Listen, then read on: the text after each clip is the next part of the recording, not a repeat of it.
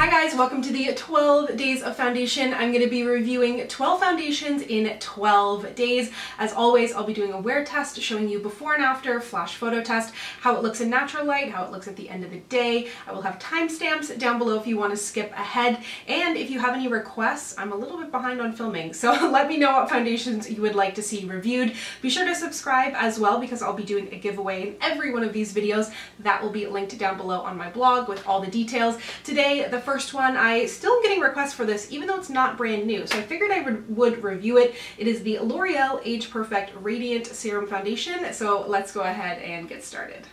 So this foundation I think came out at the beginning of the year. I went to a launch party and things were not like they are now. So I think it was at the beginning of this year. I have the foundation in the shade Golden Sun 80. I've historically enjoyed L'Oreal foundations, but I've always felt like their shade range wasn't that great until the L'Oreal Fresh Wear, which is one of my favorite drugstore foundations. So I will leave that review down below along with any other L'Oreal reviews I've done. They're also coming out with a powder foundation, but I don't think that's going to be in Canada, at least according to the contact that I messaged, or like it's not available just yet, but if I do get my hands on it, I will review it. This foundation is a concentrated serum. It says it has like a serum in the foundation with some antioxidants. It is marketed towards a more mature audience or customer.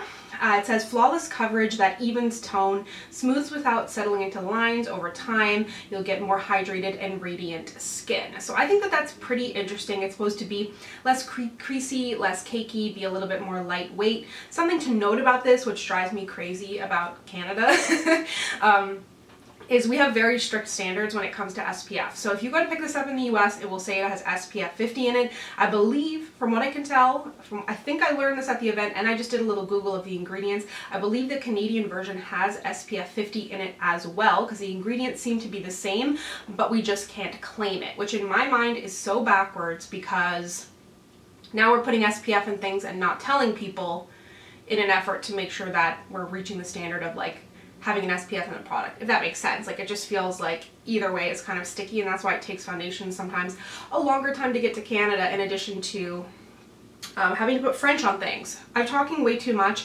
Let's go ahead. I'm gonna prime. I'm not gonna prime my face, actually, now that I think about it. I did just moisturize, so I feel like I'm in a good place. My skin is kind of combo right now. Definitely lots of breakouts. My mask is doing a number on my skin, that's for sure. So yeah, let's go ahead and put this on. I like the packaging, by the way. I like that you can see the actual product right through, which I really appreciate because they didn't do that in their Pro Glow and Pro Matte foundations. I took out about this much.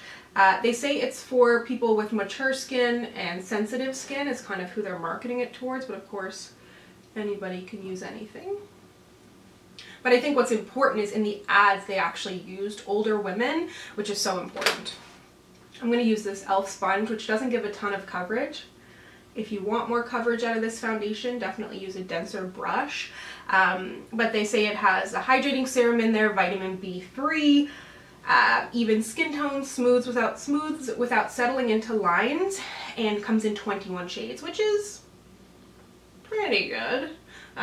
You get a full fluid ounce in there. Of course, the price is going to vary as a drugstore item, depending on, of course, if you live in, most of you live in Canada or the US who watch. And then obviously store to store, sales, and blend it in. But yeah, the Fresh Wear that they came out with, that's a fabulous foundation. I also have the concealer here, the powder foundation, and lipstick and a blush. So I'll use all of that today and you can see it in action. So you can definitely see it took all the warmth out of my face. I know exactly how this is gonna look in flash photos with the SPF and the fact it's already too light.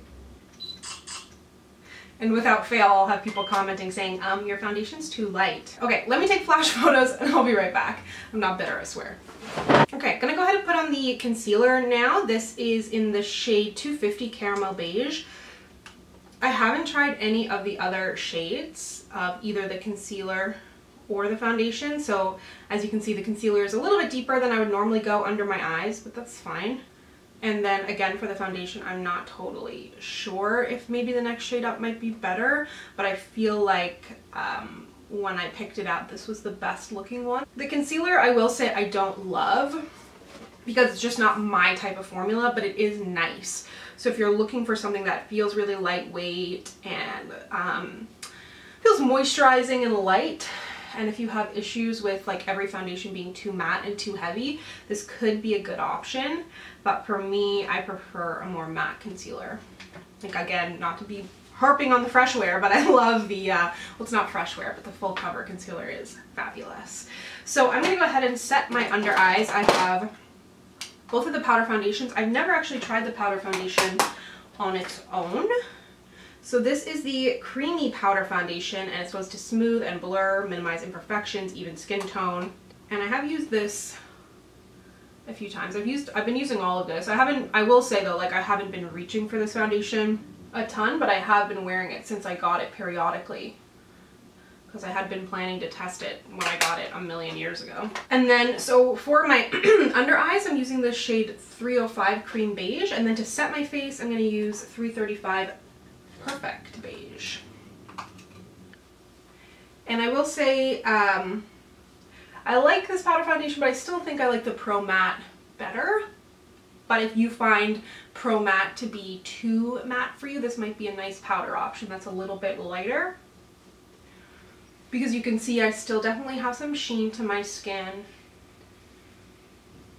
I like that they have lots of options. Like, L'Oreal's not just like coming out with the same foundation over and over, you know what I mean? It's like, this is for dry skin, this is for oily skin, this is for mature skin. Like, I think that's nice. And then I normally would wait till I bronzed, but let me blush. This is in the shade Rosewood. It's pretty. I like the color. I like the packaging.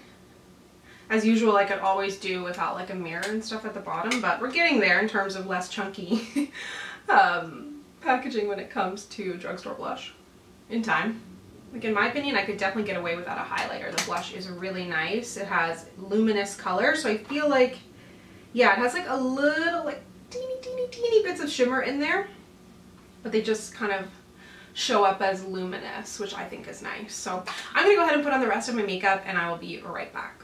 I am back with the rest of my makeup on. Everything that I'm wearing will be listed and linked down below. I will say that I feel like I'm having kind of a sweaty face day, and I definitely see myself getting quite shiny because I have on the kind of more luminous foundation with a powder that's not super mattifying. Like with this, I would probably wear my Too Faced powder foundation or something just a little bit more matte to kind of balance out the dewier nature of this foundation. But again, that doesn't make it a bad thing. It's just like how I would adjust it for my skin type. So for the photos, as expected, the photo here looks good, looks a little bit shiny. It's not great. I find when foundations have a lot of shine, it doesn't look good on photos, and in film it has to be like kind of purposeful dewiness. And then in the flash photo, maybe one of the worst I've ever taken. Very, very flashbacky due to the nature of the shade and the fact that it does have probably a crap ton of the titanium dioxide in there, which I believe is like a super white pigment, and that's the flash like picks up on it. But a little bit on the dewier side, so we will see how it holds up. But I will check back with you in some natural light. Hey guys, coming to you with my midday check-in in some natural light. I've just been cleaning and working. Nothing crazy. Things look good. It is starting to feel a little bit heavier on my face as my oils start to like push through, but I don't look super greasy. It just kind of feels a little bit heavier than it did when I first put it on, which I find kind of happens with quite a few foundations. But yeah, things look good so far, so I will check back with you at the end of the evening. Okay, I am back. If I look a little bit rough, it's because I am. I had two really sweet gifts show up today that led me to cry happy tears. So I had a few people message me on Instagram and they were like, well, that's the perfect 2020 test for a foundation, because we're all crying a lot more lately.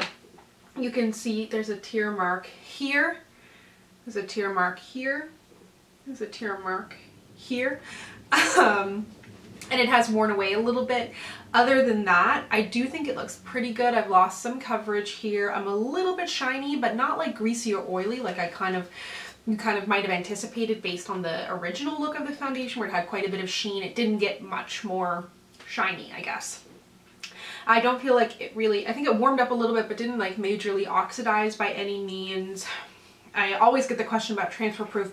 In my opinion, nothing is transfer proof, especially if you're putting foundation and bronzer and things over it. Some things are going to perform better than others.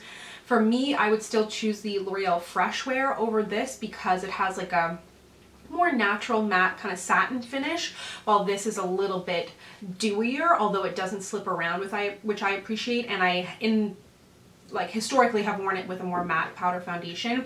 In addition to that, I prefer my shade in the L'Oreal over, or sorry, the Fresh Wear than over the one for Age Perfect. And I think there's a bigger range in Fresh Wear as well. So that would be my recommendation for like pretty much any skin type besides dry. And then I would say if you're like a normal skin type or you prefer to like things a little bit more dewy, or if you have dry skin, I think you may like it. I can't totally speak to like the mature skin thing, but I definitely do have like some breakouts. I'm starting to get like some fine lines and things like that, and I don't feel like it's settled in any of it, but I also don't feel like it made my skin look any more smooth, because when foundations have that bit of a sheen to them, it can kind of highlight texture, but I understand why it has the consistency that it does, because if it's any more matte, it will definitely settle. So I think it's nice. It's not my favorite. Maybe off to a little bit of a messy start for day one of 12 days of foundation. I'll try not to cry every single day, but who knows? So be sure to enter the giveaway down below. I also have a blog post with this foundation swatched next to other foundations if you would like to see that, if you're trying to figure out your shade. And as always, if you'd like to connect with me, you can find me on Instagram, Twitter, and Facebook at SamanthaJaneYT, and I'll see you guys next time.